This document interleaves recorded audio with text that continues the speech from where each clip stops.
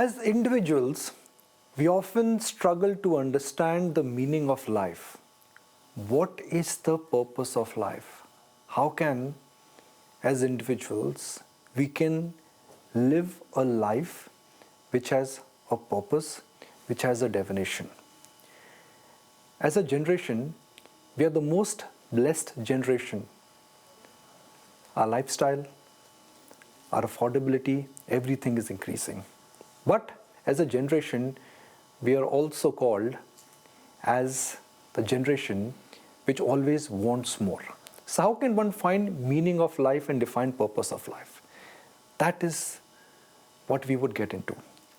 And it gives me extraordinary pleasure, or I would say an honor, to have Shri Madhusudhan Sadguru Sai on ET Now. Sai, we are very honored to have your grace on ET Now. My introduction perhaps was the question in itself. What is the purpose of life? If you go by the scriptures, especially the Indian scriptures of Sanatana Dharma, the purpose of life is defined through Purusharthas. Purusha Artha is what is that a Purusha, or the one in whom the divine resides, should seek. That is Purushartha. So Dharma, Artha, Kama and Moksha. These are the Chaturveda Purushartha, 4 kinds of things that one must attain in one's life. Dharma, the righteous way of doing things. Artha, resources that one needs to earn in order to live a comfortable life. Kama, fulfill the right kind of desires. Desires for one's welfare and also the welfare of everyone around oneself, be it the family, be the society, the country and the world at large. And finally, all these should lead ultimately to moksha. And moksha to many is kind of an event that happens at the end of one's life, but that's not true. Moha kshaya is moksha. It means getting rid of all kinds of attachments. Moha, delusions and attachments is moksha. So one can have moksha even while one is proceeding through the life, not just when one comes to the end of life. So to us, spirituality is the way of life. And as you said, the purpose of life is to lead the life in a way, in a spiritual way, so that you are always engaged in the welfare of all around you, and also your personal evolution happens alongside. Interestingly, we were in Hyderabad just a day before, and somebody, a CEO of a company, asked, how will I know that I am actually living the purpose of my life right now? Which most of the youngsters also would ask. If I give them this scriptural definition, I think it goes a little way above their heads. But the simple thing that you can test and find out for yourself whether you're living the purpose of your life right now is, if what you're doing right now is something that you're never bored of, never tired of, never get exhausted. Every day you can wake up with a winged heart, with a spring in your steps, and you're able to do this thing that you are doing with same excitement, joy and vigor, then you know that you're right now living the purpose of life that you're born to do. However, it may change after a period of time. You may say that after 10 years from now, something else may excite you. Fine, life is a journey. It takes you through various turns and twists. At this moment, are you on the right path? Are you doing the right thing? You would know only when you are happy doing what you're doing. It could be just singing a song, it could be just taking a walk, it could be studying a new book or reading a new book, it could be any passion, it could be a profession, it could be spirituality or a meditation, anything. That which makes you so happy that you're willing to do it again and again and again and never get bored of it, that is the purpose of your life at this point in time. And as you keep doing it, life will reveal the next purpose, next way. And you can keep on going like this till it takes you to the final purpose, which is to develop a sense of detached living. Do everything with great enthusiasm and involvement. Yet there is a sense of detachment, there is a sense of distance from everything that you do.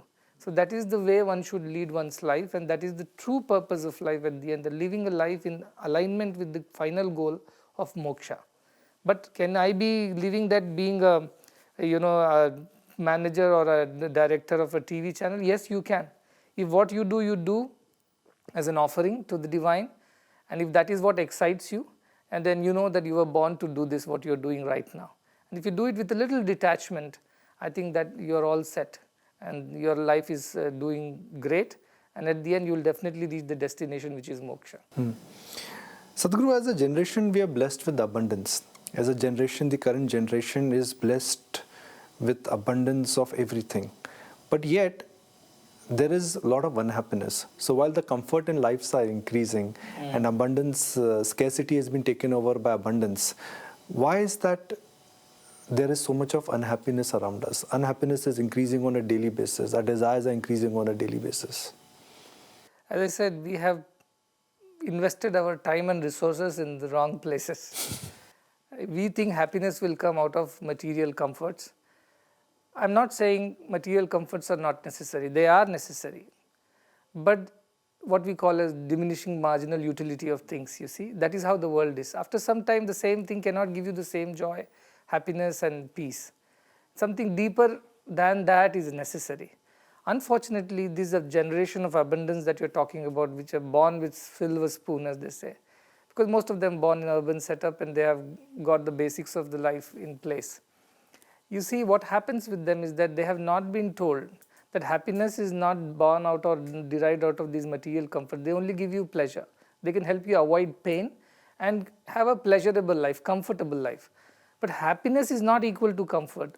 A sage who is living in the coldest peaks of Himalayas is a happy sage, may not be a comfortable sage in the sense with his physical existence. But his spiritual existence is a happy existence. Now, our children have been denied this knowledge by the previous generation who themselves did not have much understanding of what they needed. See, we got independence 75 years ago. We went through a lot. I'm sure not you, not your children, but your father, your grandfather has gone through a lot in order to even provide for the basics of the family. So their idea of life was, gain some material comforts, have some wealth, have some safe security in terms of finances, and then you will be happy. Yes, in their times that could have been the reason for them to happy. If they were sure of the next meal, they were happy people. But our children, they already have all these in place. So this doesn't give them real happiness. Security or safety, like Maslow's hierarchy as they have. Basic things are not going to give happiness to them. Self-actualization, finding a sense of purpose, and then living your life according to that purpose is going to give happiness. And I'm seeing this trend in the generation, not the millennials, but the generation Z as they call, which is asking for this because basics have been looked after for them. They want a deeper sense of purpose, they want a deeper sense of understanding of life. And unfortunately, there are not many who are able to provide answers to their questions because they only can say, if you're not happy with this, okay, take the next car, maybe you will be happier. If you're not happy with this job, change the job, find something else, maybe that will make you happier. But they keep hopping from one thing to another, but they don't find real purpose and happiness. But as I said, if once you start doing things, irrespective of what is the outcome or what is the result of it, in the sense what can you get out of it, then you know that you're doing the right thing and that gives you real happiness. And this is something that has to be taught to the next generation. At the same time, I must also warn you, there are a lot of people who have not yet crossed the chasm of poverty, of deprivation, of the disparities. So there is a lot more that needs to be done also for them, for whom simple happiness could be just the next meal, or just getting into the school, or just getting their what you call a higher education degree, or an employment, or a shelter, or a roof above their heads. There are still a lot of people who can find happiness in those things too. It may not be applicable for those who are born with the silver spoon, as I said. But at different stages, happiness redefines itself. For that generation of abundance that you're talking about, happiness will come only from a sense of purpose in life. And I always say a purpose of life is to live a life of purpose. And each has to define a purpose for themselves. It's a very individual thing. You must encourage children to take that uncharted path, as they say, not the beaten track of the previous generations. Just get everything around you and be happy and safe. That's no more the consideration for the next generation. We must teach them to take that path which gives them a sense of fulfillment and happiness. It could be anything. It need not be just making money or getting to the next position. It could be anything that helps them express themselves spontaneously. And that is something we have to inculcate in them. Only then they will be happy. Otherwise, we are raising a whole unhappy generation which is not going to forgive us for having taught them all wrong. And when they grow older, they will rebel. They will definitely question our belief systems, and they will even question how and why we raised them the way we did.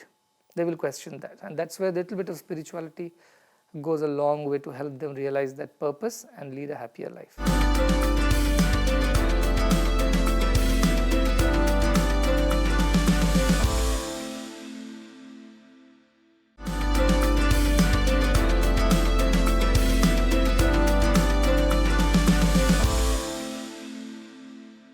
Sadhguru, we'll talk about the good work your foundation are doing, but I'll just use the liberty of my anchor chair, and since I have your Grace's presence on the channel, with one follow-up question. COVID, has that left the world divided, or has that made the world stronger? When COVID came, we were scared, but it united us, and we managed to defeat COVID. What do you think are the permanent changes to the humans or to our generation because of COVID? Very nice question. I think I always say that everything that happens in our life is for a greater purpose, you see. When COVID happened, and it happened to all equally, you were rich or you were poor, you were in the midst of a best healthcare facility, or you were in some remote rural village, it affected everybody more or less equally. I think it was a great leveler. And it taught us a great lesson that we are all equal when it comes to misery, when it comes to diseases, when it comes to pain, when it comes to losses of our dear ones, and when it comes to suffering. We all become equal, we all become one. In pleasure, maybe we not unite ourselves, but in pain, we definitely get united. I think COVID has, from that point of view, COVID has done good to the world in terms of helping them understand and sensitize them to each other's pain and suffering. At the same time, there were some, as I said, the not so good side of COVID too. A lot of lives were lost, a lot of people lost their jobs, their financial security was gone. Above all, I think the disparity between the haves and have-nots grew during COVID. India added the, I think, maximum number of billionaires between 2020 and 21. Every day, $500 million of wealth added to billionaires' kitty, and today India is a house of one of the large number of billionaires. At the same time, almost 20 million people were pushed into poverty in India itself because of COVID. Healthcare costs went up, people were out of school and they never came back to school. There are still millions of children. So that way COVID also exposed the system that we are presently having, which is not fair and not equal to all. And that again helps us to kind of go back to the whiteboard and redesign the system, the social system, the economic systems that we live in present times. So I think it's a great opportunity for us to redefine ourselves, redo, or as I said, recreate the correct socio-economic systems around our societies, which will have equality or equitability as its fundamental basis, so that more people get opportunity, and even a disaster like COVID should become a springboard for us to take the next step. So I think COVID has done a lot good in terms of teaching us humanitarian feelings for each other, to sensitize us, at the same time to give us that much needed break, the pause, from which we can rebuild our societies better, because the previous systems did not work. It's visibly not working. So let us do it right at this point in time. So I think COVID gave us that much needed opportunity, provided we take the opportunity and do something about it and not become complacent again, because life has started moving again and seems like we are going back to our old ways, old habits die hard, and seems like as a society we have forgotten the lessons that we had learned. So before it's too late, I think governments, societies, the intellectuals, the social leaders must wake up and do something about it now. And time is now. And if we miss another year or two, we will forget everything. We'll go back to our old ways and societies will get worse than now. So as an NGO, as a charitable, or I don't like charitable as a word, because I think charity means somebody higher is doing something for somebody lower. But this opportunity that we are having to share our knowledge, skills and resources with people who are marginalized and less privileged, I think COVID has made us stronger in our resolve to help more and more people. And it is also made people more kind. So I think those who have become kinder towards those who have not. And this is helping the organizations like us to reach out to more people, do more for them through education, through nutrition, through healthcare, which is all free and which is universal without discrimination, is the way forward for the world. And I think our organization is kind of leading the way by providing all these, from primary to tertiary care, pediatric heart care, free of cost to all the people, irrespective of their socio-economic status.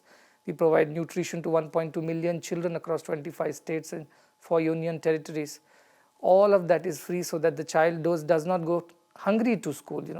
Many of them have lost parents. We have put so many children back into school, so many who have lost their earning members in the family for absolutely no cost, especially girl children. We have taken care that their higher education is free, school education is free so that they can graduate and become postgraduates, and we also provide them employment in their own rural setups. Also, very interestingly, COVID showed that how difficult it is for people to access medical care, especially because of the costs involved, and also because there was a time, especially during the second wave, when we did not even have nurses, we did not have enough medical staff to look after our patients. Forget about the infrastructure. That is when we thought of building the world's first free private medical school under our organization, Prashanti Balamandira Trust. We already have a university, Sri Satya Sai University for Human Excellence, which provides education entirely free to all the children. And now we are building a medical school in Mudenhalli, close to Bangalore airport, and that is going to provide medical education for free. We have already started the nursing and allied paramedical sciences for free, and hopefully by coming academic year we can provide medical education free so that we can create inspired doctors who have not bought their education. So they don't want to sell their education tomorrow, they want to share their education and skills. So that is how we can help the have-nots. And 70% of India lives in villages and they need so much of help. That's where there are no doctors. That's where there are no nurses. And that is the crisis that India is going to face. God forbid, should there be another pandemic like this, or should another version of this virus come back, I think we are going to undergo tremendous suffering. And the only way to avoid that is if we can provide more healthcare at rural doorsteps, education at rural doorsteps, and take care of the nutrition of our people so that their immunity is stronger. I think COVID has taught us this all and made us kind of hasten this process of delivering these social needs at a faster pace. And society has also become more sensitive, I think, so their involvement has increased. So I'm happy, in a way, I'm trying to see the silver lining in this dark cloud. Sadhguru, your foundation is impacting lives, it is changing lives. Free education, free nutrition, free healthcare. How does economics work? Because what you are providing for free comes at a cost to the foundation. Yes. How does the economics work? Yeah, as they say, there are no free lunches, and that's true. For that child, it is free, or for that patient, it is free, but not for the organization. So, I always believe that love is the most powerful force on earth. And if that love is pure, it's honest, it's unconditional and selfless, it's very powerful. It has an effect to inspire people. And I personally feel there are enough and more good people on earth who still want to do good to the society, but they do not know where to go, what to do. No, they want to associate with institutions like ours, which are very efficient, high quality service delivery at the doorstep of the needy and in the most unreached places, where nobody else is going, we are going there. But our mission's motto is reaching the unreached, serving the unserved, and doing the undone. And so that is something that inspires a lot of people. We have spent close to around $200 million in the last 10 years to set up almost 10 super specialty hospitals, even 2 abroad in Fiji and Sri Lanka, and also Nigeria and the US. And we have set up 27 educational campuses, a university with 3 campuses. We are serving 1.2 million children every morning. Nutrition. All this has happened because of like-minded people who are there in the society. I think it's a matter of connecting them and channeling their resources, their energies, their ideas together. And as an institution, I think we are kind of being catalytic in that approach. So we're bringing the good people to the needy people, and we are serving as a bridge between them. I personally believe that India never sold education in its past. India never sold healthcare. Nobody charged the patient. We never sold food as a country. I think our country started declining the day we set up hotels to sell food to people. We never had that. Anybody could knock on our door, say, I'm hungry. And whatever was there, it was served. Our Vaidyas never charged. Our Gurukulas never charged. So this is how India always was. So I think these things should not be charged any which ways. It's in principle, that is how India was. So I want to revive that culture of India. And I think there are plenty of Indians to support that. Plenty of people from around the world who are supporting that because they believe this is the only solution. De-commercialize education, de-commoditize healthcare, and ensure that the food is not sold and bought in anywhere in the world. And that is the beginning of a new world order, which will bring gratitude in the hearts of the next generation, make them better human beings, and when they grow up, this sense of giving back will increase in them. So our sustenance is purely because there are many kind-hearted people, loving people. Now corporate social responsibility, which has been mandated by the government, it's helping us a lot. And I look forward to associating with many more corporates, many more good individuals. And I hope this interview that you're doing will take this message to many more kind-hearted people who will involve with this mission. That is the only source of sustenance. And as I said, we have scaled, we have sustained so far in 10 years. I'm sure it is possible. We believe in love. We believe in pure, selfless love and kindness. And we think human kindness is there, human goodness is there, which needs to be only invoked and inspired. I'll just extend my appointment with you with one more question. Life is a journey. It is full of twists and turns, ups and downs. We learn, we live, we experience. But the world is also getting very instant. So for the young instant generation who believes in instant tea, instant coffee, Yes. instant noodles, lives on mobile phone, is there a quick fix? There's no in fact, quick fixes are bad because they will make you think that everything is okay. They want easy and instant solutions. They want quick and instant solutions. But let me tell you, what are they looking for? They're looking for instant gratification, instant happiness. See, happiness is the key word. They want to be happy, therefore they think they'll find happiness in this, in that. But they also can find happiness in helping others. See, that's also an instant joy. You go and share a parcel of food, let us say, with somebody who is hungry. Do you think your joy is going to come after 10 days? No, you will see the person eating then and there, satisfied, he'll thank you, and you have experienced a new kind of happiness, which is instant, faster. So I think you must encourage children to also enjoy this kind of happiness which comes out of giving and sharing and caring for others, and that's instant again. So I don't think they should complain about service. Yeah, so give them something that they can do quickly, they can do easily, they can do comfortably, and enjoy it instantly. But this is the way of this generation. You can't complain. That's how they have been raised, and every generation has had certain set of values, certain set of behavior. We must acknowledge and accept them as they are and find solutions around their behavioral patterns. And I think joy coming out of service is truly instant, and they must be encouraged to experience that joy. Sadguru Madhusudhan Sai, it is an absolute honor, and thank you for your grace, and thank you for joining us, and thank you for gracing the channel with your wisdoms and the way you really outline the definition of life, growth, purpose, happiness and satisfaction. I think these are the real pillars which will go long with. The foundation is devoted to change life. It has impacted lives with the kind of services which you're providing, the consultation you're doing, the operations you're doing. So thank you for your grace, and I'm sure this interview will inspire a lot of people just to understand and associate with you. Thank you very much. Thank you very much for having us here.